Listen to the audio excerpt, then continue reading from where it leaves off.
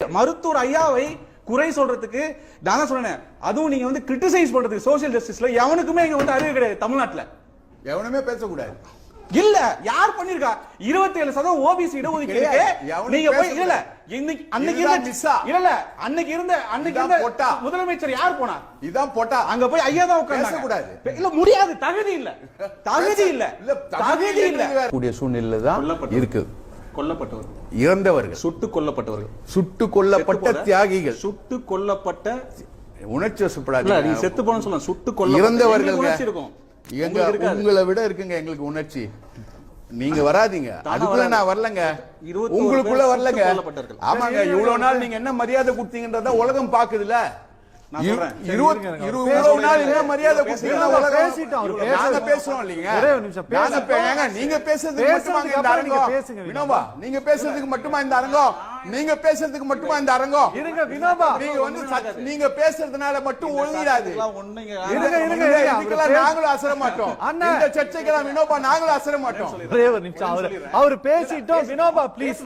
இல்ல அவர் மக்களுக்கு ஒரு விஷயம் போயிடும். அவர் பேசிட்டு 2006ல 22.5% உயர்கல்வி மருத்துவ கல்வியில தாழ்த்தப்பட்ட மற்றும் பிற்படுத்தப்பட்ட மக்களுக்கு இடஒதுக்கீடு வாங்கி கொடுத்தது மருத்துவர் அன்புமணி ராமதாஸ். அதே அடுத்த வருஷத்துல 27% ஓபிசி இடஒதுக்கீடுக்கு அன்னைக்கு வந்து இங்க தமிழ்நாட்டில இருந்து யாரு போய் சோனியா காந்தி அவங்க வீட்டுல உட்கார்ந்து இதை வந்து 27% இடஒதுக்கீடு வரணும் யார் சொன்னாங்க? 1989ல 20% மிகவும் பிற்படுத்தப்பட்ட சொல்லி 108 சமுதாயம் பெனிஃபிட் யாரால பண்றாங்க? என்ன பண்ணீங்கன்னு கேக்குறாரு. ஏன்னா எத்தனை ஆர்டிகல் இவர் சோசியல் ஜஸ்டிஸ் பத்தி எழுதிருக்காரு? இவருக்கு சோசியல் ஜஸ்டிஸ் இவருக்கு என்ன தெரியும்? எத்தனை ஆர்டிகல், எத்தனை நியூஸ் பேப்பர்ல, இவர் வேலை பார்த்த நக்கீரன்ல எத்தனை விஷயம் சோசியல் ஜஸ்டிஸ் பத்தி இவர் எழுதிருக்காரு? நீங்க வந்து பத்திரிகையாளர் கூப்பிட்டுருக்கீங்க. எத்தனை அறிக்கை, எத்தனை எடிட்டோரியல் சோசியல் ஜஸ்டிஸ் பத்தி எழுதிருக்காரு? அவர் ஒரு அவருக்கு சோசியல் ஜஸ்டிஸ் என்ன இருக்குது? ஒரு ஹிஸ்டரி இருக்கணும். நான் ஒரு அட்வொகேட், நான் 2-3 விஷயம் சோசியல் ஜஸ்டிஸ் பண்ணிருக்கேன். நான் ஒரு பார்ட்டி சோசியல் ஜஸ்டிஸ்க்காக ஒர்க் பண்ற பார்ட்டில வந்து பேசுறேன்.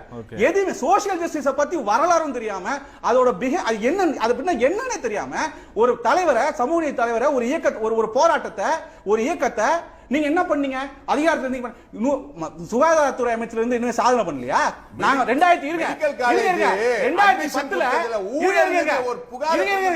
2010ல இதே கலைஞர் மருத்துவ கல்லூரி இவர் யாருன்னு எங்களுக்கு தெரியும். 2010ல முதலமைச்சர் கருணாநிதி அன்னைக்கு இருந்த முதலமைச்சரை பார்த்து கொடுத்ததா இல்லையா? கொடுத்தோன்னு சொன்னா இல்லையா? இப்ப கொஞ்ச நேரத்துக்கு முன்னாடி சொன்னேன். என்ன செஞ்சீங்க? 2011ல ஜெயலலிதா அவர்களை பார்த்து கொடுத்தோன்னு சொன்னோம்.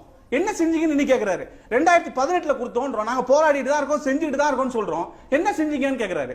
இது என்ன மக்களை திசை திருப்புறது? இந்த மாதிரி பத்திரிகையாளர்கள் மக்கள் நீங்க நல்லா புரிஞ்சுக்கிட்டாங்க. இவங்க யாரு, இவங்க முகம் என்ன, இவங்க பின்னால இயக்கிற என்ன, இவங்களோட ஐடியாலஜி என்ன, இவங்க கொள்கை என்னன்னு மக்களுக்கு நல்லா தெரியும். இவர் பேச அதான் சொல்லுங்க, அனத்தலுக்கு எல்லாம் பதில் சொல்ல முடியாதுன்றது வெளியில விவாத அரங்க உட்கார்ந்து இந்த மாதிரி அனத்தலுக்கு நாங்க எங்களுக்கு எப்படி டீல் பண்ணணும்னு எங்களுக்கு தெரியும்.